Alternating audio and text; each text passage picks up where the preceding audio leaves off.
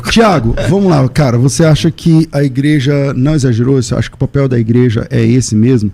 Você acha certo os pastores colocarem os candidatos no púlpito na hora do culto para falar de política e tal? Olha, pastor, eu acredito que sim, né? Eu vou dar os meus motivos pessoais para isso, tá? Por assim dizer.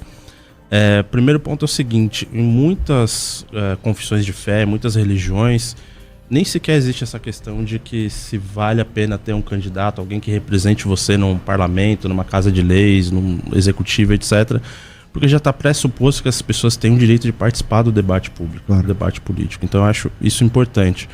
Acho que, inclusive, nesse sentido, até mesmo as vozes progressistas dentro da igreja que sempre existiram contribuíram para tirar essa amarra do povo evangélico de não participar da política. Acho que eu reconheço essa contribuição. Ocorre que ao longo dos anos a coisa foi sendo... houve uma tentativa de conduzir a igreja a certos caminhos. Digamos assim, sabe aquela frase, tem que combinar com os russos, tem que combinar com o povo? Não combinou. Então acabou havendo um escalonamento de lideranças que não conversavam na linguagem do povo e que não tinham muita coisa em comum. Então, assim, quando a gente pega...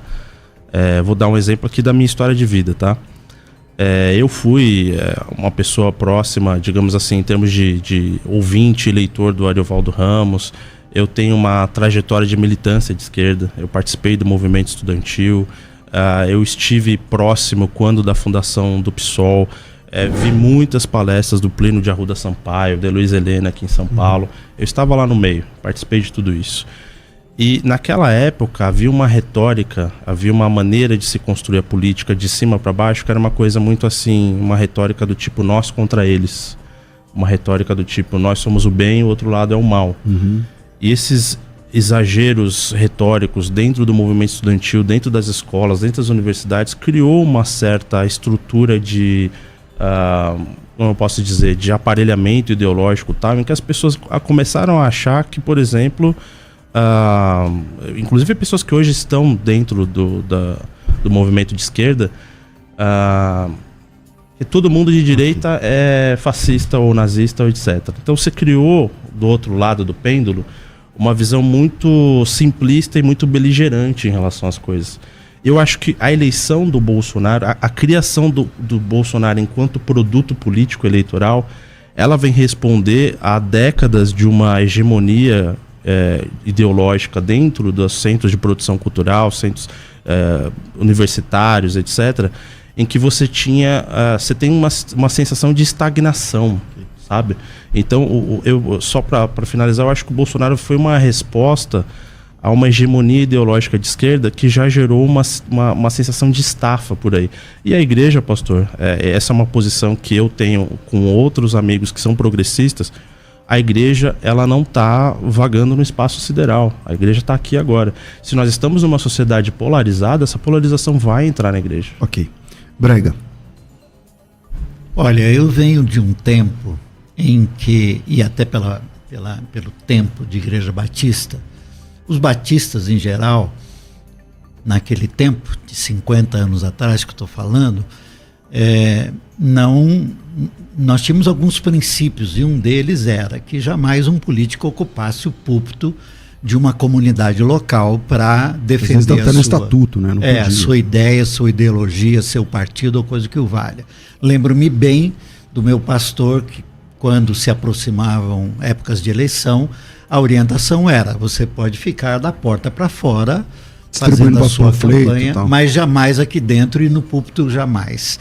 E isso nunca aconteceu de fato, e eu fui ordenado em 1983, pastorei 2 igrejas batistas por um bom tempo, e no meu púlpito nunca houve a presença de um político fazendo uma campanha, fosse de que ideologia fosse ou partido fosse. Embora a partir dos anos 80, com as campanhas pró-direta já, né, que eu sou de uma geração antes da do Tiago, né? Tiago falou do PSOL para cá, eu sou de uma geração antes, né? Eu vi o nascimento do PT, né, nos anos 70, já estava no mercado de trabalho, enfim, né? Embora numa igreja tida como conservadora, hoje até fundamentalista, Mas a minha caminhada em paralelo, desde sempre, foi com um viés de centro para a esquerda e às vezes em algum momento bem à esquerda, por conta da pauta da esquerda que sempre me atraiu, desde sempre, desde menino. Até porque cresci numa igreja conservadora, fundamentalista, em que eu não tinha voz. E a minha pergunta para o meu pastor era que se aquele era o único jeito de ser crente, que eu achava uma chatice. Se não tiver outro jeito, eu não sei onde é que eu vou parar. Mas tinha um outro jeito. Enquanto pastor, eu abri, ou melhor, participei, junto com Ariovaldo, com Caio e com outros irmãos e irmãs, de uma caminhada que nós chamávamos uma caminhada da turma da caminhada, que militava em prol das diretas já, que militava em prol do Estado Democrático de Direito, em prol das pautas humanitárias, em prol das pautas climáticas, dos excluídos, das minorias, enfim, eu fiz parte desse caminho até o impeachment do Collor, porque houve a eleição e elegemos o Collor, e fizemos parte até quase no final dos anos 90, bem envolvido. Para encerrar, não me lembro de um tempo em que a tal igreja evangélica brasileira tenha se envolvido tanto, abraçado tanto e, no meu modo de entender, nesse sentido, perdido tanto enquanto comunidade de fé, enquanto seguidores de Jesus de Nazaré. Eu tenho para mim que as igrejas CNPJ ganharam muito, porque em algum tempo começaram a utilizar candidatos de suas próprias comunidades para serem despachantes de suas comunidades na Câmara de Vereadores, na Assembleia Legislativa, buscando os interesses. Federal. Quer dizer, iam para defender suas teses ou seus interesses. E isso é uma coisa que para nós, para mim particularmente, nunca aconteceu. Conquanto, nesse mundo paralelo onde a vida acontece, eu sempre estive ao lado daqueles que eu entendia serem pessoas seguidoras de Jesus, sal e luz da terra, e que defenderiam aquilo que era justo. Aquilo que era justo. Não com justiçamento. Não, o que era justo à luz, inclusive, do Evangelho. Então, assim, acho sim que a igreja exagerou e muito nesses últimos tempos. Volto com você aí, Cortez. Eu entendo o seguinte, o pastor estava falando uma coisa muito interessante agora, que lembrou de algo que eu li recentemente sobre Eduardo Galeano. Ele escreveu um livro clássico, né, nos anos 70, chamado As Veias Abertas da América Latina. Quando eu tinha meus 17 para os 18 anos, eu li esse livro e falei, meu Deus, é isso. Né? Que era aquela coisa da exploração da América Latina pelos colonizadores que vieram aqui, aquela coisa da exploração dos recursos naturais, os brancos privilegiados, os indígenas que eram inocentes, tão puros e tal. E o Eduardo Galeano, infelizmente faleceu há pouco tempo, mas o Eduardo Galeano, na sua fase mais madura da vida, ele fez uma reflexão, ele fez uma autocrítica, dizendo o seguinte, olha, eu não me arrependo de ter escrito As Veias Abertas da América Latina, mas hoje eu não leria o meu livro. Primeiro porque a prosa de esquerda, as palavras do Eduardo Galeano, a prosa de esquerda é chatíssima. É aquela coisa da luta do bem contra o mal, um pouco maniqueísta, um pouco... pequeno contra o grande. Viciada nesses termos aí, que às vezes parece que é um conto da Walt Disney, assim, né? Então ele falou, eu não leria de novo. Não me arrependo de ter escrito, mas não leria de novo. E eu faço uma reflexão de que a política é um pouco mais complexa do que aquilo que eu coloquei no livro. Que nem sempre... o pobre, o marginalizado, o mais humilde, não é sempre também a vítima passiva do que está acontecendo. Às vezes, inclusive, e a gente sabe disso, às vezes a pessoa que está passando por uma situação de constrangimento econômico, social, etc., existe uma contribuição ativa dela, né? Então o Eduardo Galeano, ele colocou essa reflexão, ele disse, olha, a gente tem que sim lutar contra a miséria, né? Temos que lutar contra a pobreza, mas assim, a gente não vai chegar naquele outro mundo possível que todo mundo, né, sonhou, eu sonhei na minha juventude, porque existe a natureza humana, pastor, e aí entra na parte que eu sou realmente assim, muito focado na antropologia cristã, né, que é o pecado que nos macula, o pecado que nos tira a possibilidade de construir o paraíso na Terra, né? Eu me preocupo que muitas vezes a gente pode, de fato, às vezes você falar assim, não, tem pessoas do lado da direita que acham que o Bolsonaro vai resolver o Brasil, que é a grande solução, e isso é um exagero realmente, tá? O exagero retórico do discurso. Agora, por outro lado, a gente teve aí décadas na igreja de pessoas que estavam colocando os mesmos clichês do Eduardo Galeano dentro da igreja.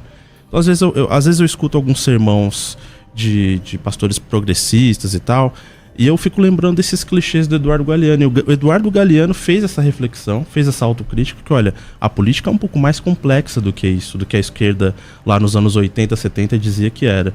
E muitos pastores não chegaram nessa reflexão ainda, entendeu? Eu acho que isso, pastor, é o motivo pelo qual surge um Jair Bolsonaro com uma avalanche, com uma força na sociedade, não só dentro da igreja, tá? Foi uma coisa geral. Eu mesmo, no começo dos anos 2000, por aí, meados dos anos 2000, quando o Bolsonaro surge enquanto personagem político, digamos assim, eu detestava o Jair Bolsonaro, eu achava horrível, eu achava a retórica dele horrível, tal.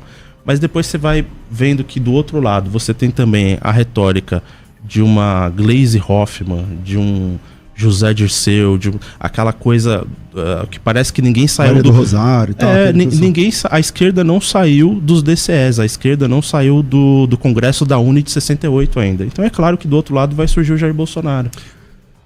Carlos Bragantino. Olha, é óbvio que todos temos razões nos temas que defendemos, né? Não obstante, o que eu chamo atenção não é necessariamente para aquilo que eu concordo com você, que todos precisamos ser autocríticos à medida que o tempo passa, né? É óbvio que eu não sou o mesmo cara de quando tinha 18 anos, não é? Uhum. Eu vou fazer 70. Eu não sou o mesmo cara. Então acho que a autocrítica pessoal, social, comunitária, política, ideológica, ela é necessária o tempo todo, e há que se atualizar, né, esses pensamentos, obviamente. Embora, quando se fala em atualizar algo relacionado ao texto bíblico, há uma comoção geral, como que aconteceu com meu amigo querido, né? Então, assim, o que eu penso é que eu lamento que a esquerda tenha dado tanta brecha para que surgisse algo como o ex-presidente. Eu lamento, porque o discurso dele é um discurso violento, agressivo, nada pacificador, nada igualitário ou que busque equidade. Enfim, o discurso dele, se não é aquilo que ele é criticado pela grande maioria, é muito próximo disto. O discurso, o gestual, o modo como fala, a presença que tem, tudo indica para algo que eu particularmente não consigo identificar como características boas de seguidores de Jesus de Nazaré. Para mim, seguidores de Jesus de Nazaré precisam estar nos ambientes da sociedade, em todos os ambientes, mas sendo sal e luz, sendo perfume de Cristo e levando adiante aquilo que para mim deve levar aquele que carrega o Evangelho. Quem carrega o Evangelho precisa carregar os critérios, as características, o discurso, a fala e, sobretudo, a prática de Jesus, que foi, obviamente, em direção aos desvalidos, aos menosprezados, aos diminuídos, aos apequenados, aos excluídos, àqueles para os quais não se tem olhos, não é? Então você ter alguém comandando uma nação com esse pensamento, né, que foi o que vimos, inclusive durante a pandemia, né, o deboche que se viu, que se ouviu a partir dele, enquanto milhares de pessoas morriam e milhões ficaram enlutadas nesse país, de modo que nós, pastores, ainda cuidamos das sequelas disso. Particularmente eu lamento que isso tenha acontecido. Eu sou daqueles que lamento o fenômeno Bolsonaro. Lamento o fenômeno bolsonarista.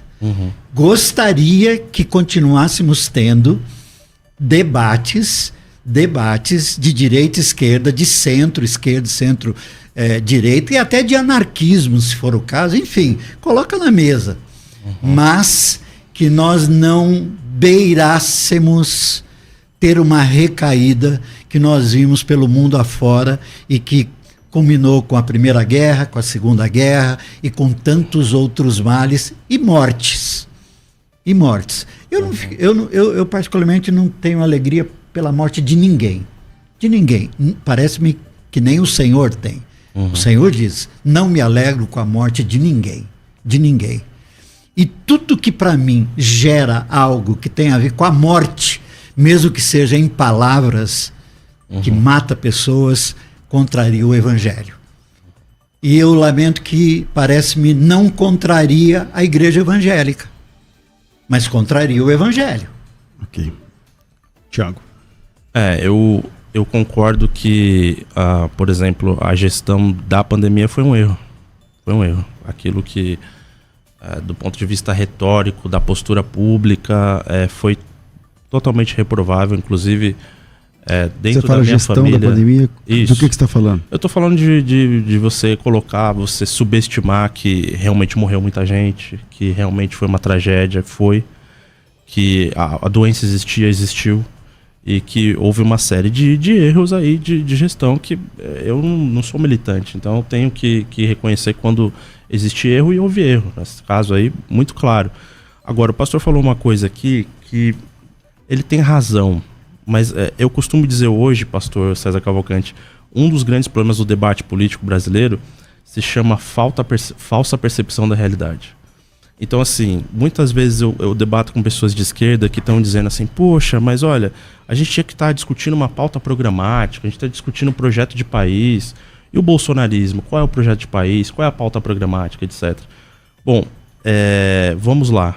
Primeiro ponto, da parte da esquerda, existe um problema estrutural muito grande, pastor. Eu lembro da minha formação, sou formado em sociologia, eu lembro de lidar com autores, de pensadores de alto calibre da esquerda.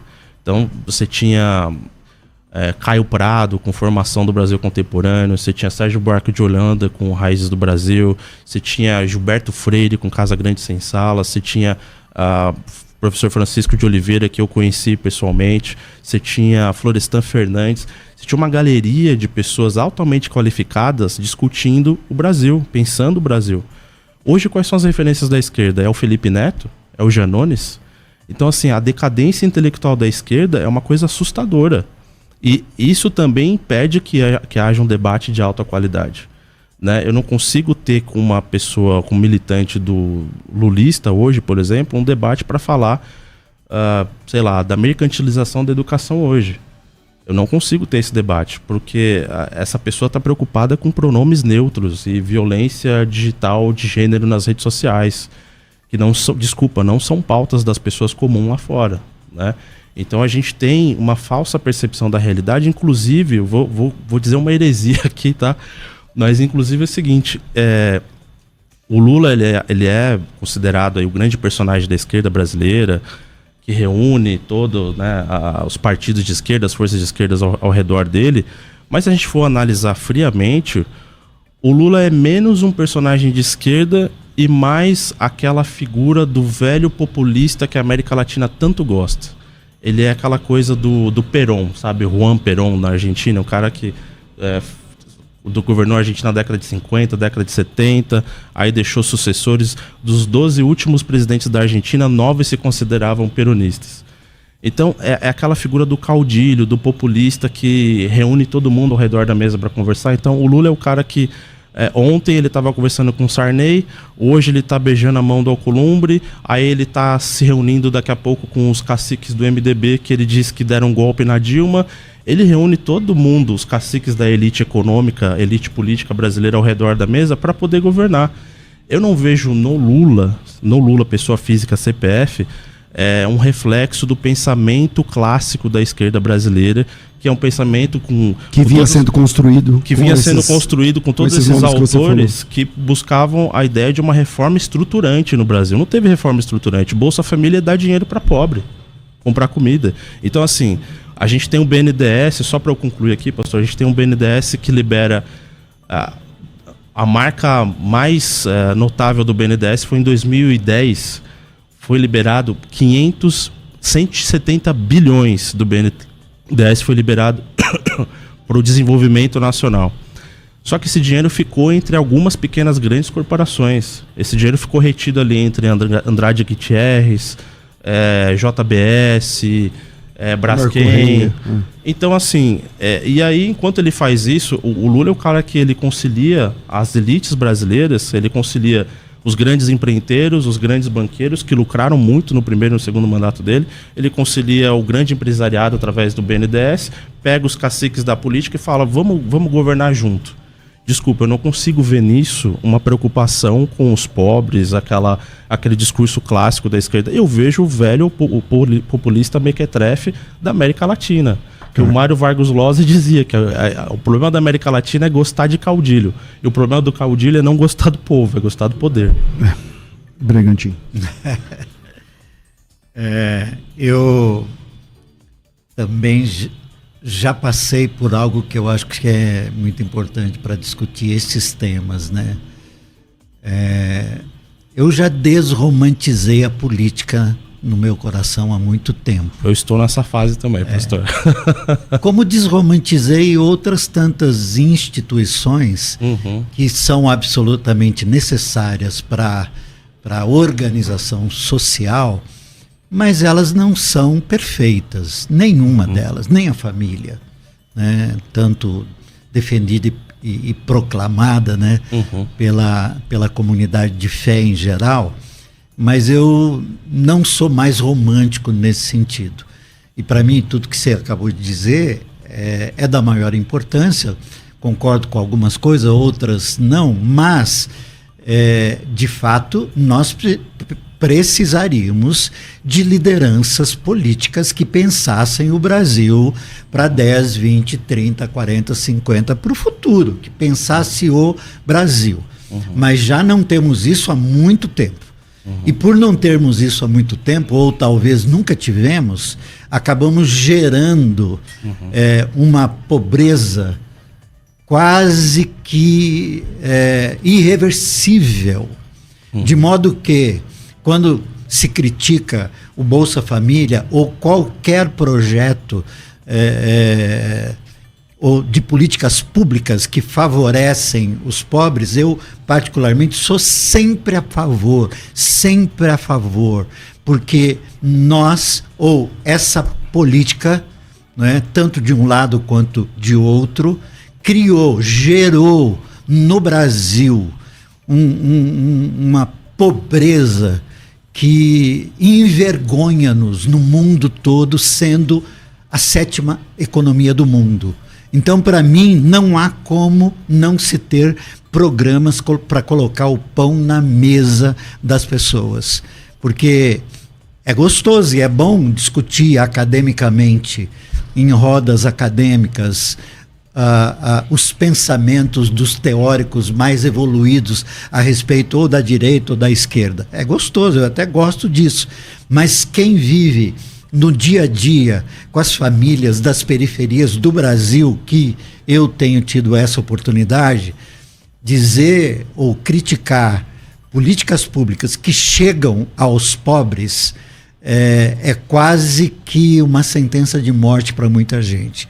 Então, creio sim que se deve, junto, em paralelo com as políticas públicas, ter um projeto de Brasil, pensar um projeto de Brasil, que não necessariamente devesse ser com tendências radicais para um lado ou para o outro. Fora da polarização, né? Totalmente fora. Não, mas assim, eu concordo, mas a questão é que entra governo, sai governo, por exemplo, vou levantar uma pauta, por exemplo, aqui, entra governo, sai governo, e não, direita e esquerda. E nessa dança das cadeiras não se resolve, por exemplo, o problema da Previdência, que é um BO que o Brasil tem, é uma bomba relógio, já está, entende? E aí por quê? Porque não é popular. Então quem vai lá mexer, o que acontece? Os velhos estão vivendo mais, graças a Deus, porém tem um efeito colateral, porque contribui pouco, vive... Quer dizer, ele desfruta muito mais do que contribuiu, é uma conta que não fecha. Não fecha. E aí, direita e esquerda concordam com isso. Vai perguntar pro Lula se ele não concorda com isso, tem que mexer. Aí você pergunta se ele tem coragem de mexer. Pergunta pro Bolsonaro se ele não tem que mexer. Tem que mexer. Agora pergunta se mexeu. Então, passa também por essa questão de que parece que a popularidade, a hegemonia do poder é muito mais importante do que um projeto duradouro para o Brasil. Entende? Porque nisso, direita e esquerda se alternaram, mais à esquerda, né, nos últimos anos, e tá aí, o BO tá cada vez aumentando mais, aí tem que aumenta imposto, aumenta isso que lá e tal, porque é uma caixa que só sai dinheiro, tanto que entra não dá, é uma situação complicada também. Mas